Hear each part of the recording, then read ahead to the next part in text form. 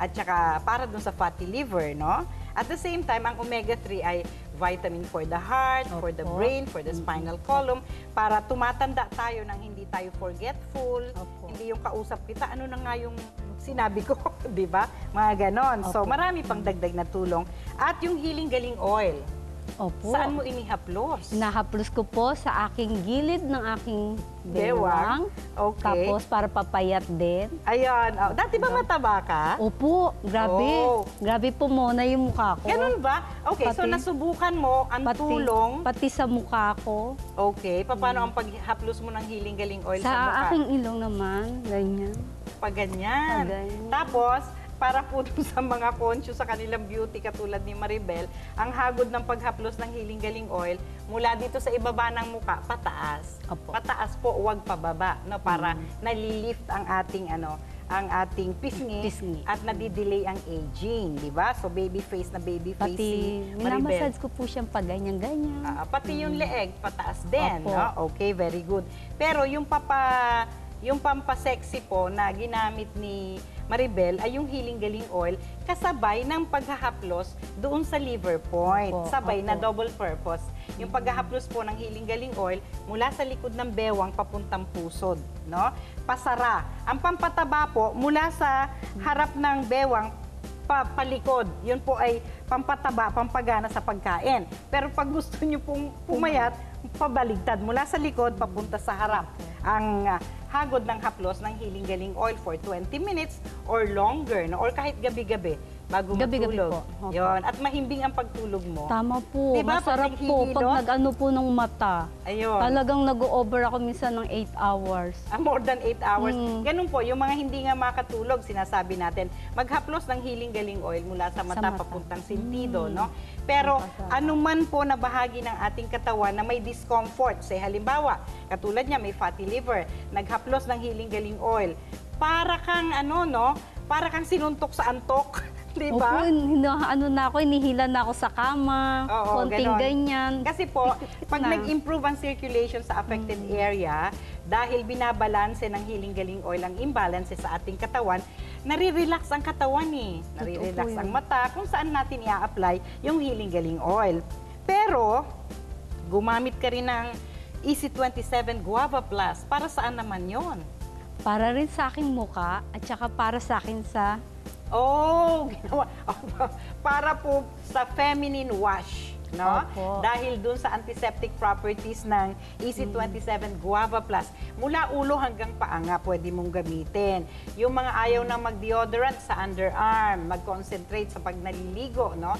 Using EC27 Guava Plus. Maraming pinaggamitan po si Maribel, no? Pero minsan po sa ulo, pang shampoo ko. Mabula. Diba? At pampakapal ng buhok. Yon. So, lahat po yon ay dulot at tulong ng EC27 Guava Plus na galing sa mga usbong na maliliit na ng dahon ng bayabas. Kaya, yun po ang pinaka-potent na bahagi ng bayabas. Hindi po yung kinakain natin. Masarap yon, pero pagka gusto nating may healing effect, yung usbong ng dahon ng bayabas. Yun po ang EC27 Guava Plus. Okay, balik tayo sa fatty liver, no? Napansin mo na ba ngayon na yung batok mo nagbago na ang kulay? Opo, wala na po yung itim-itim.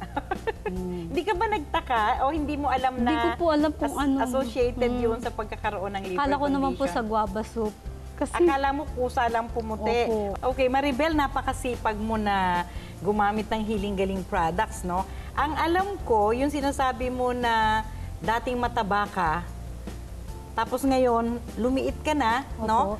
Yung tiyaga mo sa pag-inom ng healing food tablet, no? 3 times a day. Sinasabay mo ba yun sa pagkain mo? Hindi po. Bago ako kumain, 15 minutes. Aba, meron ka pang ganun, ha? Ako, kasabay lang ng pagkain ko, Pwede po pala yun. Oo. Halimbawa, nag-start akong kumain. Pwedeng after kang kumain or habang kumakain ka, inumin mo na yung healing food tablet para yung vitamins and minerals na taglay nun, no? Kahit nagpapasexy ka, hindi ka nagiging malnourished. Diba? Pampataas ng immune system. Tapos, nagbe-blender ka pa. Nag-juice ng pagkain, no? Ginu-juice po ni Maribel yung kanyang pagkain, no? Ang pinapayo ko nga sa kanya ay sayang yung sapal. Sapal. 'Di ba? Yung sapal na yon, pwede ka pang gumawa ng soup. Dagdagan mo lang ng konting something, may itlog ka, tapos yung sapal nun, 'di ba? O, di may sabaw ka na, may soup ka na. Minsan naman yung sapal po ng mga gulay na genus natin, no? Pwede rin pong mag-omelette. Tapos ilalagay mo siya, Okay. yung mga sapal, para may fiber pa rin na pumapasok sa katawan. Dahil desidido po si Maribel na to reduce to the lowest term, sabi nga niya, pagbalik ng kanyang asawa galing sa Japan, di ba? Kasi hindi muna siya umuwi doon at nag-aaral pa, nagpapakadalubhasa pa po dito sa Pilipinas si Maribel sa pagiging caregiver. Pagkatapos, babalik na naman siya sa Japan. Nagdadagdag po ng knowledge. Pero kung i-compare mo yung pagkataba ching-ching mo noon at ngayon, dahil sa pag-inom ng healing food tablets natin, ilan ang nabawas na pounds sa'yo? 3 kilo po ang nabawas sa akin. Wow! Po. Madami Pag yun, akong nagsusot ng polo, lumalabas yung aking mga bumubutas. Merong iskandalosang bilbil. Ngayon wala Wala na. na po. Oh, very good. Konting-konti na lang, no? Opo. At sa sipag mong gumamit ng Healing Galing products, yung bang mga kababayan natin sa Japan, ay na-share mo ba itong pinag-uusapan natin? Ko po. Dina-download ko, pinapadala ko sa kanila sa Messenger. Oh, Kompleto, kasi po, kompleto. hindi tayo nakakarating sa Japan. Opo. So, si Maribel ang anong tawag dito, dinuduplicate mo, no? Opo. Gumagawa siya ng kopya para padala sa sa Japan. Messenger po sa mga friends ko. Oh, ano naman ang sabi ng mga friends mo sa Japan? Oh, totoo ba yan? Oo, totoo yan. Kasi ako fatty liver, gumaling ako. So marami ka palang testimonial sa kanila. Opo. Okay. Pati sa mga kapitbahay ko rin po. Kung nanonood ngayon ang ilang mga kapatid nating mga Pinoy na nasa Japan, sige nga, kausapin mo nga sila sa hapon. Imbitahan mong maggamutan the Healing Galing Way, Maribel. Okay. Sige, dito ka tumingin. Ayan. Ayan ang camera mo. Minasang, konnichiwa. Darika tomadachi, watashi wa fatty liver arimasu kara naorimasu. Shinjuru kudasai. Herbal nomimasu. Domo arigatou gozaimasu. Ano sinabi mo? Ano sinabi? Sabi ko, maniwala kayo, napagaling ako, ng fatty liver ako. Okay. Maniwala kayo. Sa susunod, maghahapones na rin kami dito. Dadalawin ka namin sa Japan. Okay po. Maraming salamat, Maribel, ha. Nag-enjoy kami. And I'm sure maraming nanonood sa atin ngayong umaga na natuto sa mga pagkakamali mo. Opo. At sana hindi mo nababalikan Hindi ko yung mga bad nababalikan. foods na yon. Hindi na po. Tapos turuan mo rin ang husband mo, si Mr. Komori, at ang mga chikiting mo na hindi masyado sa mga fatty foods. Opo. Paminsan-minsan, pa konti-konti, tapos maraming warm water, no? Pagka napadalas, doon lang naman nagkakaroon ng fatty liver. Opo. Diba? Okay. Mga kapatid, sana po ay may napulot kayo sa kwentuhan namin ni Maribel at sa tamang pangangalaga sa ating atay. Ako po ang inyong kapatid sa kalusugan, si Dr. Edinel Calvario. Muli po, nagpapaalala, may hatid na kalusugan ang lunti ang kalikasan. Happy healing morning!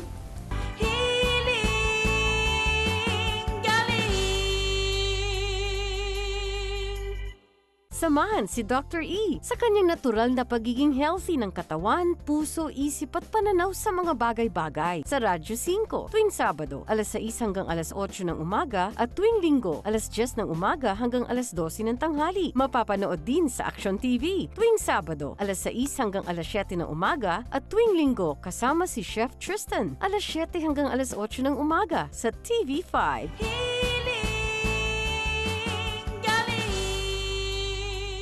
Pag pinatanggal mo yan, isang buwan lang buhay mo. Pumunta ako mag-isa. Para Opo. patunayan, lumipas na ang mahigit 1 taon, ay buhay ka pa rin. Nanay Carmelita, nilabanan ng kidney condition sa natural na paraan sa Healing Galing sa TV. Linggo, alas 7 ng umaga sa TV.